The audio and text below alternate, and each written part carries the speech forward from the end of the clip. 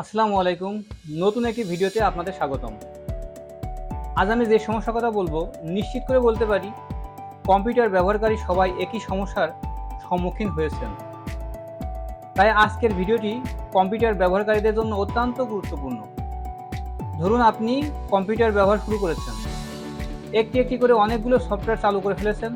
এই মুহূর্তে আপনার কম্পিউটার হ্যাং করে আর কাজ করছে না, বন্ধও করতে পারছেন না, এবং মেসেজ শো করছে নট রেসপন্ডিং।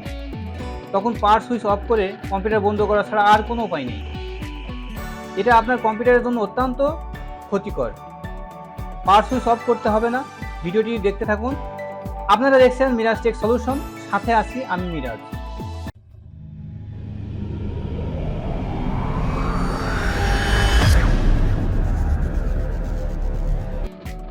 চ্যানেলটি সাবস্ক্রাইব করে সাথেই থাকবেন। মূল ভিডিওতে চলে আসলাম। টাস্কবার কম্পিউটারের ডেস্কটপ স্ক্রিনের ঠিক নিচে পাওয়া যায়, এখানে থাকে হচ্ছে টাস্ক ম্যানেজার।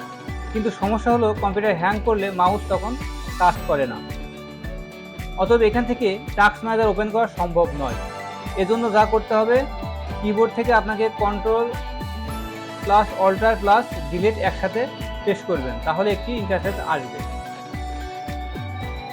এখানে দেখতে পাচ্ছেন lock, switch user, sign out, task manager. এখান থেকে আপনি টাস্ক ম্যানেজার উপরে ক্লিক করে দিবেন,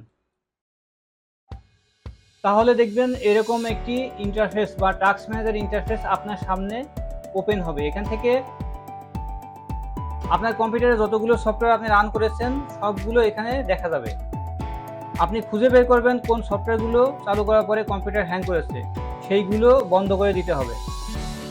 উদাহরণস্বরূপ আমি বলছি যে হোয়াটসঅ্যাপ, এই হোয়াটসঅ্যাপের উপর আমি ক্লিক করে দিচ্ছি।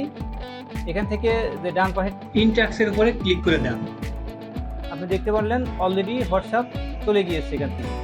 এভাবে আপনি আপনার কম্পিউটারের হ্যাং সমস্যা থেকে সমাধান পেতে পারেন। তাহলে কম্পিউটারের সুইচ অফ করে আর বন্ধ করতে হবে না। ভিডিওটি আজ এখানে শেষ করলাম। ভালো লাগলে একটি লাইক করে দিবেন।